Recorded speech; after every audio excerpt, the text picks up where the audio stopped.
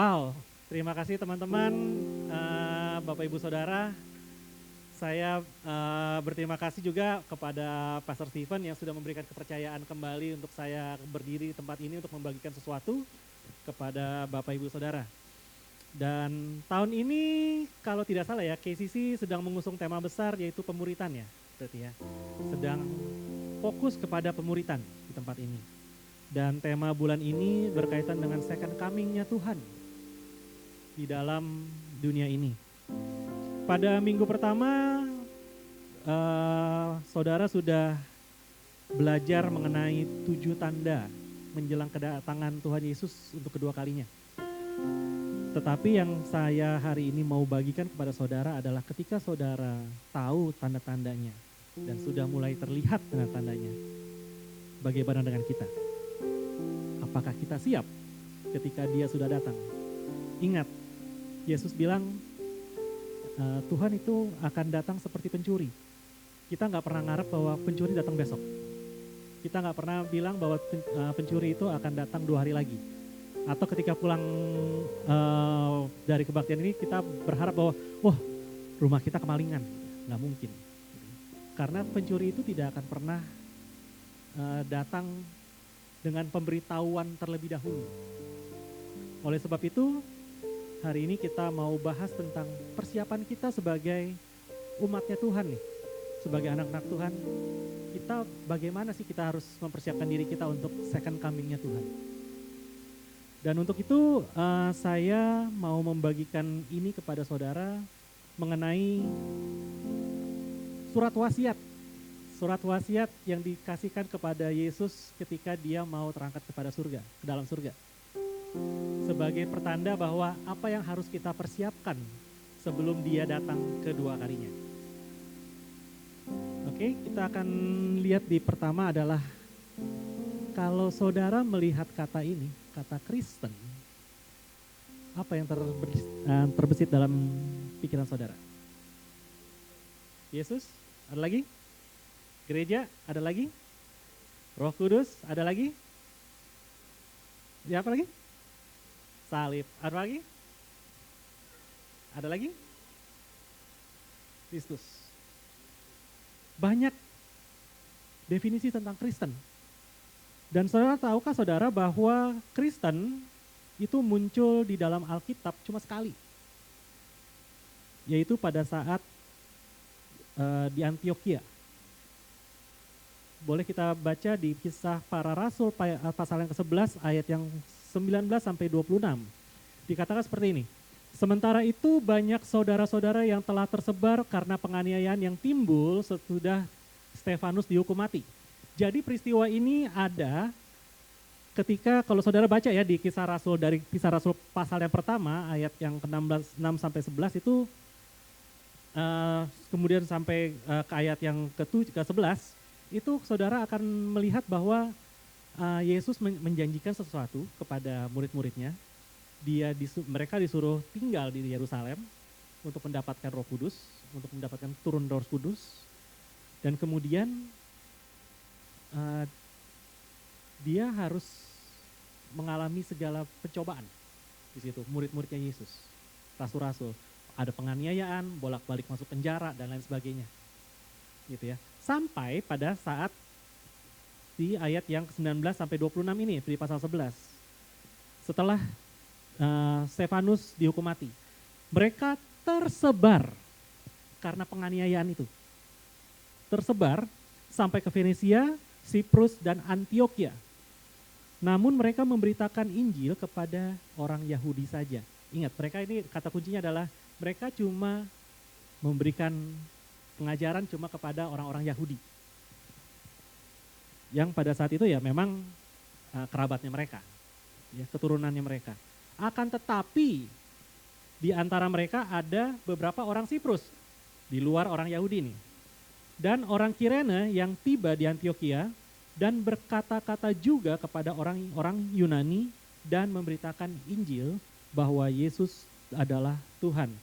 Dan tangan Tuhan menyertai mereka dan sejumlah besar orang menjadi percaya dan berbalik kepada Tuhan. Maka sampailah kabar tentang mereka itu kepada jemaat di Yerusalem. Lalu jemaat itu mengutus Barnabas ke Antiokhia. Setelah Barnabas datang dan melihat kasih karunia Allah, bersukacitalah ia. Ia menasihati mereka supaya mereka semua tetap setia kepada Tuhan. Karena Barnabas adalah orang baik, penuh dengan Roh Kudus dan iman. Sejumlah orang dibawa kepada Tuhan, lalu pergilah Barnabas ke Tarsus untuk mencari Saulus, yang setelah bertemu dengan dia, ia membawanya ke Antiokhia. Mereka tinggal bersama-sama dengan jemaat itu 1 tahun lamanya sambil mengajar banyak orang. Di Antiokhia lah murid-murid itu untuk pertama kalinya disebut Kristen. Latar belakang ini sebenarnya saudara sudah bisa saudara lihat kalau misalnya saudara baca di Kisah Rasul 1 ayat 6 sampai 11 gitu ya. Maka bertanyalah kepada mereka yang berkumpul di situ, Tuhan, maukah engkau pada masa ini memulihkan kerajaan bagi Israel? Jawabnya, engkau tidak perlu mengetahui masa dan waktu yang ditetapkan Bapa sendiri menurut kuasanya. Tetapi kamu akan menerima kuasa kalau Roh Kudus turun atas kamu, dan kamu akan menjadi saksiku di mana? Yerusalem, di seluruh Yudea dan Samaria sampai ke ujung bumi. Jadi sebenarnya Tuhan sudah ngasih sudah ngasih hint gitu ya, bahwa hey, kamu nggak bisa cuma di sini aja, kamu akan menyebar. Tetapi Tuhan memakai penganiayaan untuk mereka biar nyebar. Dan disitulah kata Kristen pertama kali digunakan. Dan kemudian kita lihat bahwa hal ini bisa saudara lihat di suatu tanda, yaitu di Kisah Rasul 7 ayat 55 sampai 60. Ini yang menjadi asal kenapa Kristen itu muncul setelah meninggalnya Stefanus. Dia dibawa ke luar kota, dirajam ya, dilempari batu sampai dia meninggal. Lalu setelah itu Saulus mengejar murid-murid Yesus. Dan sampailah di Antiokhia di mana Kristen itu pertama kali diucapkan di dalam Alkitab. Oke, bisa di next. Oke, Kristen, kita lihat di sini dulu ya. Kristen itu mengacu pada bahasa Yunani yang disebut sebagai Kristianos. Yang sampai sekarang ini banyak orang mengidentifikasikan Kristen itu adalah follower of Christ. Pengikut Yesus, pengikut Kristus. Oke?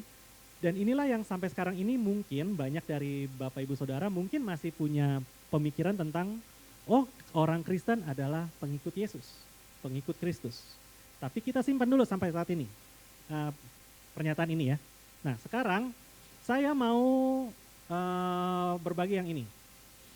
Di zaman saat ini ya, kemarin di minggu pertama, Pastor Stephen sudah bilang bahwa di Cina aja bayar udah gak perlu pakai barcode, gak perlu pakai QR code sekarang. Pakai muka juga bisa, pakai tangan bisa, semua udah bisa sekarang. Bahkan untuk seri pertemanan sekarang kita udah sering menggunakan semua media sosial ya, sosial media dibandingkan kita untuk ketemu di dunia nyata. Oke, nah sekarang saya mau minta bantuan kepada Bapak Ibu Saudara bahwa sekarang dari 3 ikon ini yang saudara sudah pasti kenal, saudara tolong buka salah satunya yang saudara punya banyak follower. Saya kasih waktu 1 menit. Silakan saudara buka. Kalau saudara punya Instagram, saya punya banyak follower di Instagram. Atau enggak di TikTok, atau di Facebook. Pertanyaannya adalah, berapa follower Anda? 32. Ada lagi yang lebih banyak? Berapa? 1.200? Wow, berapa lagi? 3.000. Ada yang 100.000? Luar biasa nih ada. Oke, setelah saudara saya mau tanya seperti ini. Ini follower saudara ya? Ini followernya saudara nih. Tapi pertanyaan saya berikutnya adalah, berapa yang meneladani Anda? Dari 17, yaitu yang paling rendah dulu ya. Dari 17, berapa yang menjadikan saudara teladan? Nggak tahu. Dari 3.000 ada yang berapa yang menjadi teladan? Saudara menjadi teladan bagi mereka. Ya. Oke, dari situ saudara kita lanjutkan. Sama halnya saudara kalau kita menganggap bahwa kita ini adalah pengikutnya Kristus. Saya mau bertanya sama saudara bahwa kalau saudara sekarang ini sudah meneladani Yesus belum? Kita sebagai followernya dia. Apakah kita sekarang masih menjadi orang-orang yang sekedar follower? Atau mungkin kita sudah menjadi orang yang meneladani hidupnya Kristus saat ini? Karena kalau saudara lihat bahwa follow itu berbeda ternyata dengan yang saya mau bicarakan pada hari ini. Untuk itu saya memberi judul apa yang kita sedang bahas pada hari ini adalah From Follow to Discipleship. Dari mengikut menjadi pemuritan. Yuk kita lihat ada dua karakteristik yang berbeda dari seorang follower dan juga disciple. Karena discipleship itu asal katanya ada disciple, menjadi murid. Kalau saudara lihat dua follower dan disciple ini sama-sama mengikut, tapi punya karakteristik yang berbeda. Dan ini setidaknya ada 3 cara pandang yang dapat membedakan antara seorang pengikut dan seorang murid. Dan yang pertama adalah follower itu dipicu oleh impresi. Gitu ya. Driven by impression. Jadi saudara bahwa menjadi pengikut itu hanya didorong oleh impresi. Impresi atau itu apa? Oh, saya kenal sama Pastor Stephen. Oh, saya hanya kagum sama Pastor Stephen. Oh, saya idolanya Pastor Stephen nih misalnya. Atau wah, Pastor Stephen keren banget ya di Instagram ya. Foto-fotonya bagus-bagus nih. Saya mau ngikut saya mau jadi pengikut aja. Gitu ya. Tapi kalau saudara jadi disciple, jadi seorang murid, yang dilihat bukan impresi, tapi yang dilihat adalah nilai. Apa yang saya lihat ya dari Pastor Stephen ya? Oh, ternyata nilai-nilainya seperti itu yang dikembangkan. Oh, nilai-nilai tentang kesetiaan misalkan. Oh, tentang grit atau kegigihan misalkan. Dan itu yang saya mau tiru. Itulah seorang disciple. Jadi digerakkan bukan karena hanya impresi aja, tapi yang digerakkan adalah nilai-nilainya. Saya mau mengemulasi seseorang ke dalam hidup saya supaya saya berubah. Itulah yang menjadi seorang murid. Nah, itu yang pertama. Nah, yang kedua adalah seorang pengikut itu nggak perlu menjalin hubungan. Nggak perlu hubungan. Saudara mengikuti orang di dalam media sosial saudara, berapa yang punya hubungan sama saudara? Kenal nggak sama saudara? Dia kenal nggak sama saudara? Saya kenal, mungkin saudara kenal sama dia. Kenalnya hanya sebatas, wah ini bagus, wah ini keren. Gitu. Hanya sebatas bahwa, oh ya hanya kenal aja. Gak perlu ada hubungan untuk saudara menjadi seorang follower. Tetapi untuk menjadi seorang murid, seorang disciple, butuh yang namanya hubungan. Kalau saudara mau mengikut si A, saudara harus punya akses kepada si A. Dan saudara harus buka akses juga kepada si A untuk datang kepada hidup saudara. Karena apa tadi? Yang di-driven adalah, yang dipicu adalah nilai-nilai. Karena saya mau mengemulasi orang yang menjadi mentor saya. Itu yang kedua. Yang ketiga adalah seorang follower itu hanya menghasilkan sebatas pengenalan. Hanya create recognition. Cuma supaya kita kenal aja. Tetapi menjadi seorang murid itu menghasilkan suatu perubahan, create transformation. Transformasinya ke siapa? Ke saya. Karena saya menjadi seorang murid. Saya mau menjadi muridnya Tuhan Yesus karena saya mau hidup saya semakin hari semakin serupa dengan Kristus. Nah, dari pemaparan yang ini, dari 3 hal ini, saya mau menanyakan hal ini. Bisa next. Tahukah saudara bahwa Yesus mencari orang yang bukan sekedar pengikut, namun dia mencari orang yang mau menjadi murid. Sampai situ aja ya? Enggak. Yang memuridkan. Menjadi murid adalah pemuritan adalah sebuah konsekuensi ketika saudara menjadi seorang murid.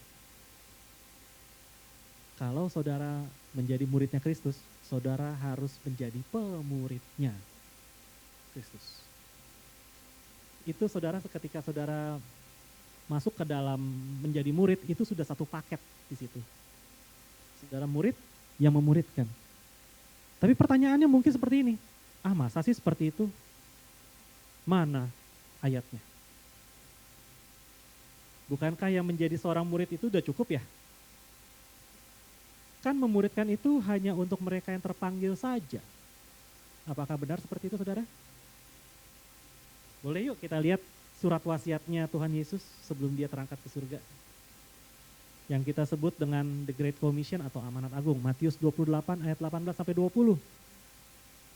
Yesus mendekati mereka dan berkata, kepadaku telah diberikan segala kuasa di sorga dan di bumi. Karena itu pergilah dan jadikanlah semua bangsa muridku. Dan baptislah mereka dalam nama Bapa dan Anak dan Roh Kudus. Dan ajarlah mereka melakukan segala sesuatu yang telah kuperintahkan kepadamu. Dan ketahuilah aku menyertai kamu senantiasa sampai kepada akhir zaman. Pertanyaannya gini, saudara kalau sudah jadi murid, ini ngomongnya ke siapa nih? 12 muridnya doang? 11 murid, 11 ya, 11 karena Yudas udah gak ada. Kepada 11 muridnya aja, karena dia adalah rasul, murid-muridnya Yesus, enggak ternyata. Kalau kita sudah menjadi murid, sudah menjadi disciple-nya Yesus, maka ini berlaku buat kita. Gitu. Artinya ketika kita menjadi murid Kristus, otomatis surat wasiat ini berlaku buat kita.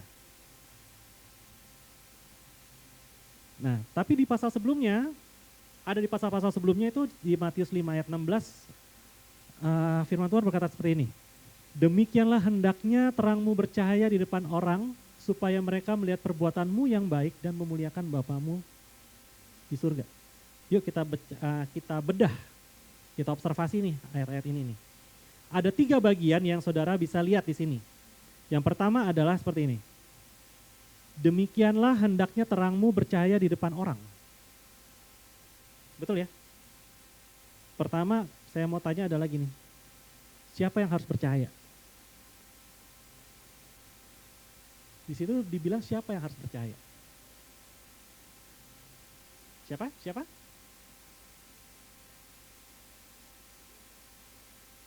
Saya, kamu. Kalau menurut firman ini dikatakan seperti ini, hendaknya terangmu, kamu. Tapi Tuhan bicara buat siapa? Buat kita. Hendaknya terangmu bercahaya di depan orang. Dan siapakah kamu yang dimaksud ini? Ya kita semua, sebagai murid-muridnya Kristus. Coba kita lanjut dulu ya. Supaya mereka melihat perbuatanmu yang baik. Siapa yang harus berbuat baik? Kita atau kamu, kita sebagai murid-murid Yesus. Dan siapakah yang melihat perbuatan baik kita? Siapa? Orang lain, betul sekali. Orang lain yang ada di sekitar kita. Lalu lanjut lagi, yang ketiga nih. Dan memuliakan Bapamu yang di sorga. Yang memuliakan kita apa orang yang lain yang ada di sekeliling kita? Siapa? Orang lain. Dan memuliakan Bapamu yang di sorga. Orang lain yang memuliakan, bukan kita. Tapi itu adalah efek dari mereka melihat perbuatan kita. Oleh karena itu kita mau lihat nih pembagiannya. Supaya mereka melihat perbuatanmu yang baik. ketika mereka melihat saudara, mereka jadi tertarik sama saudara. Mereka tertarik karena perbuatannya baik ya. Wah, saya mau lihat kehidupannya orang ini siapa sih, kayak gimana sih. Mereka tertarik untuk menjadi follower kita. Masih kita nih ya, masih kita sebagai manusia. Tapi tidak sampai saat itu juga seperti itu, gitu. Ketika dia melihat lebih dalam lagi kepada kita, ternyata dia berbuat itu karena ada alasan, yaitu siapa orang yang atau siapa sosok di balik kita yang berbuat baik. Karena siapa kita berbuat baik? Dia mulai penasaran. Jadi dari mengikut kita, mereka menjadi penasaran, siapa sih atau sosok apa sih yang ada di belakang mereka. Seperti itu. Nah, kemudian di 3, memuliakan Bapamu yang di sorga. Bapak Ibu Saudara, untuk memberikan kemuliaan, memberikan suatu penghormatan terbesar, saudara harus kenal gak sama orang ini? Saudara harus punya hubungan gak sama orang ini? Karena saya gak akan memberikan penghargaan besar, sebesar kemuliaan kepada orang yang saya gak tahu siapa dia. Yang saya gak tahu nilai-nilainya seperti apa. Yang saya bisa pelajari ataupun dan lain sebagainya. Saya butuh memberikan kemuliaan kepada seseorang atau suatu sosok yang membuat saya berubah. Yang membuat saya seperti ini. Maka saya memberikan penghargaan. Oleh karena itu, pertama adalah orang melihat perbuatan kita supaya mereka bisa follow. Dari mulai follow kita, kemudian mereka mengetahui siapa orang di belakang kita, sosok siapa yang di belakang kita, supaya mereka follow yang itu. Kemudian mereka bisa memuliakan nama Bapa. Artinya apa? Mereka sudah dimuridkan. Mereka jadi disciple. Disciple-nya siapa? Disciple-nya kita? Bukan. Disciple-nya Kristus. Nah, peran di sini kita sebagai apa nih? Makanya kan di awalnya dibilang, demikianlah hendaknya terangmu bercahaya. Peran kita di mana? Peran kita adalah sebagai pemurid. Karena kitalah yang dilihat oleh orang-orang. Nah, mengapa pemurid itu begitu penting nih dalam kehidupan kita? Saudara bisa lihat, pertama adalah pemuridan itu adalah suatu perintah, bukan pilihan. Saudara bisa lihat di Matius 28 ayat 18-20 tadi, bahwa kita adalah pemurid, itu perintah, bukan pilihan. Kamu sudah layak apa belum ya jadi seorang pemurid? No. Tuhan bilang bahwa engkau adalah seorang pemurid ketika saudara sudah menjadi murid Tuhan Yesus. Ini amanat agung. The Great Commission saudara kepada dunia dan kepada Yesus. Lalu yang kedua, pemuridan itu merupakan tanggung jawab semua murid Yesus. Bukan hanya kepada pendeta atau pastor, bukan tugasnya ketua komsel atau home, bukan juga hanya sebagai tanggung jawab pengerja atau full timer. Enggak, saudara. Ketika saudara mulai masuk ke dalam pemuritan, tanggung jawab ini sudah menjadi tanggung jawab kita semua. Bukan hanya sebagai ketika kita sudah jadi leader. Nah, tanggung jawab ini bisa saudara lakukan di mana? Bisa saudara lakukan di dalam keluarga saudara, di dalam pekerjaan saudara, di dalam lingkungan saudara, dimanapun saudara berada. Dan yang ketiga adalah di Filipi 2 ayat 12, dikatakan bahwa kita ini adalah penerima kasih karunia keselamatan dari pengorbanan Tuhan Yesus di atas kayu salib. Jadi kita wajib mengerjakan keselamatan kita dengan takut dan gentar. Sebagai wujudnya seperti apa? Jadi ketika kita mengerjakan keselamatan berarti kita membagikan keselamatan itu bukan kepada kita sendiri, tapi dibagikan kepada orang-orang lainnya. Nah,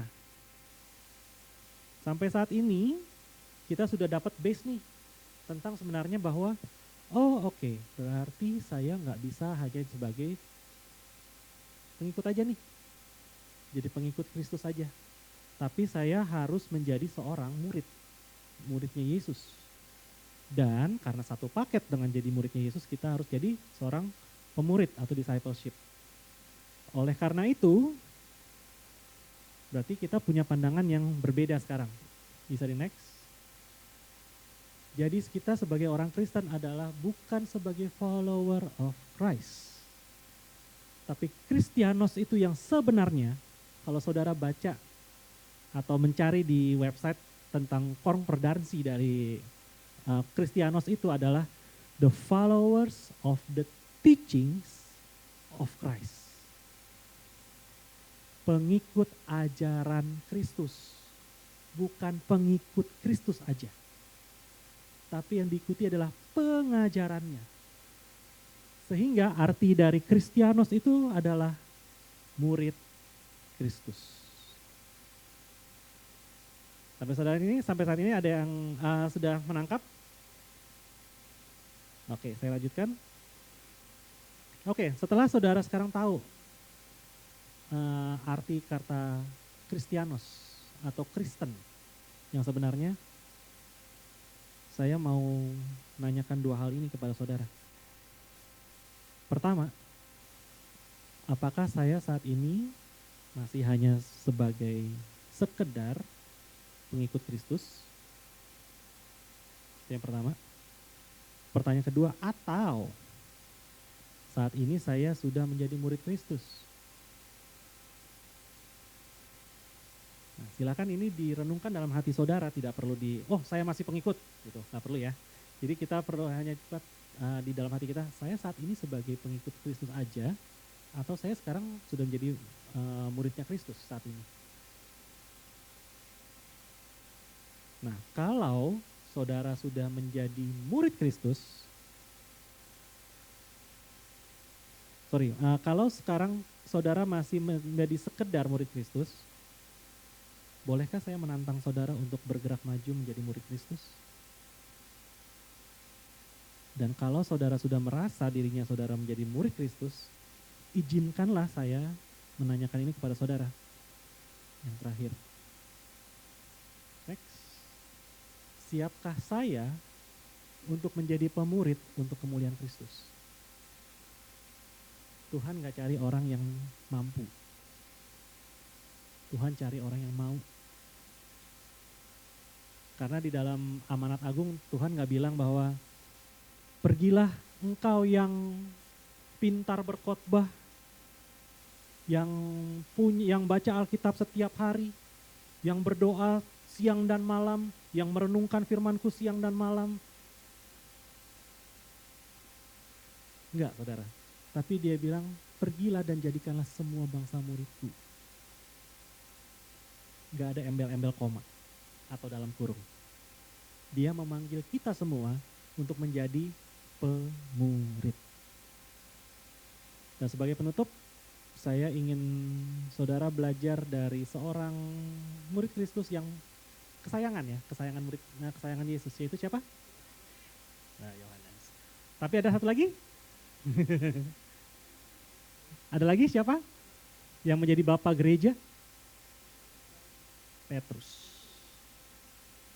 Saudara bisa lihat ya, kalau saudara baca di Matius 4 ayat 18-22 atau Lukas 5 ayat 1-11, saudara akan melihat bahwa Yesus memanggil Simon Petrus untuk mengikut Yesus. Pada saat itu dia disuruh jadi penjala manusia dari seorang penjala ikan. Itu yang di Lukas. Kalau di Matius, dia bilang adalah, di Matius mencatat gini, seperti ini. Yesus bilang seperti ini kepada Simon Petrus. Letakkan jalamu dan ikutlah aku. Follow me. Itu ajakan pertama kepada seorang Petrus. Follow me. Dan setelah follow me, saudara akan melihat sepanjang Matius, Markus, Lukas, dan Yohanes, itu adalah Petrus mengikuti Yesus. Kemanapun Yesus pergi, dia akan mengikut terus.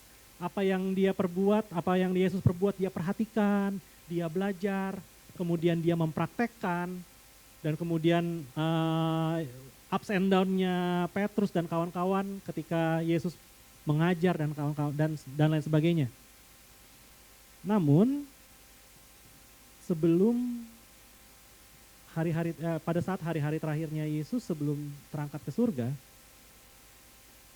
saudara bisa lihat di Yohanes 21 ayat 15 sampai 19 yang akan saya bacakan sebentar. Ini kejadiannya adalah ini hari-hari terakhir sebelum Yesus terangkat ya ke sana. Sesudah sarapan Yesus berkata kepada Simon Petrus, "Simon anak Yohanes, apakah engkau mengasihi aku lebih dari mereka ini?" Ini jawaban yang pertama. Pertanyaan pertama. Jawab Yesus kepadanya, "Benar Tuhan, engkau tahu bahwa aku mengasihi engkau." Kata Yesus kepadanya, "Gembalakanlah domba-dombaku." Sekali, baru nanya sekali. Kemudian Yesus pula bertanya kedua kalinya, "Simon anak Yohanes, apakah engkau mengasihi aku?" Jawab Petrus kepadanya, "Benar Tuhan, engkau tahu bahwa aku mengasihi engkau." Kata Yesus kepadanya, "Gembalakanlah domba-dombaku." Dua pertanyaan, dua jawaban yang sama. Kata Yesus kepadanya untuk ketiga kalinya, "Simon anak Yohanes, apakah engkau mengasihi aku?" Maka sedih hati Petrus karena Yesus kata untuk ketiga kalinya, "Apakah engkau mengasihi aku?" Dan ia berkata kepadanya, "Tuhan, engkau tahu segala sesuatu, engkau tahu bahwa aku mengasihi engkau." Kata Yesus kepadanya, "Sama, gembalakanlah domba-dombaku. Aku berkata kepadamu, sesungguhnya ketika engkau masih muda, engkau mengikatkan pinggangmu sendiri, dan engkau berjalan kemana-mana kau kendaki. Tetapi jika engkau sudah menjadi tua, engkau akan mengulurkan tanganmu kepada orang lain, dan mengikatkan engkau, dan membawa engkau ke tempat yang tidak kau kendaki." Dan hal ini dikatakannya untuk menyatakan bahwa Petrus akan mati dan memuliakan Allah. Sesudah mengatakan demikian, ia berkata kepada Petrus, "Ikutlah aku." Saya undang teman-teman dari Praise and Worship untuk maju ke depan.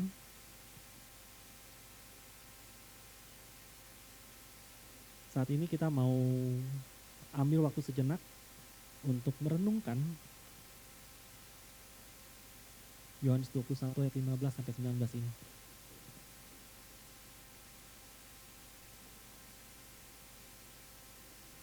Tutup Alkitab saudara dan catatan saudara. Tundukkan kepala saudara dan pejamkan mata saudara. Ambil waktu sejenak ini untuk merefleksikan hal ini. Ayat-ayat tadi itu ke dalam kehidupan saudara. Saya tidak tahu kapan Yesus memanggil saudara untuk mengikut Dia, atau bagaimana Yesus memanggil saudara untuk mengikut Dia. Tapi bagi saya, Yesus merupakan keputusan yang terbaik yang pernah saya ambil. Waktunya kapan? Ketika waktu masa kuliah saya, di awal-awal masa kuliah saya. Di situ saya merasa bahwa ini adalah keputusan terbaik yang pernah saya ambil selama hidup saya. Saya sudah menghabiskan banyak waktu untuk tidak bersama dengan Kristus. Tapi pada saat itu, saya merasakan dalam hidup saya bahwa yes, this is the moment di mana saya mau untuk mengikuti Yesus. Dan seiring berjalannya waktu, saya bertumbuh juga dalam pengenalan akan Kristus. Saya dimuridkan oleh orang-orang yang mengenal Kristus lebih jauh daripada saya. Kalau saya bayangkan pada saat ini saya berada di posisi Petrus di hadapan Tuhan Yesus.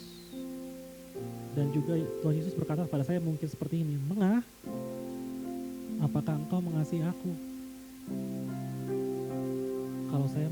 Kalau saya menjawab, ya Tuhan, dia pasti akan bilang pada saya, Tengah, gembalakanlah domba-dombaku.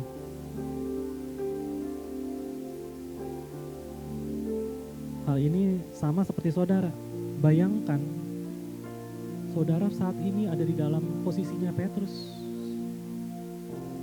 Dia bertanya sama saudara, Yesus mengucapkan nama saudara dengan sangat-sangat jelas. Apakah engkau mengasihi aku? Dan bagaimana saudara menjawabnya kepada dia? Kalau kau saudara menjawab kepada Kristus, pada Yesus bahwa, ya Tuhan, aku mengasihi engkau. Dia akan berkata sama saudara, gembalakanlah domba-domba.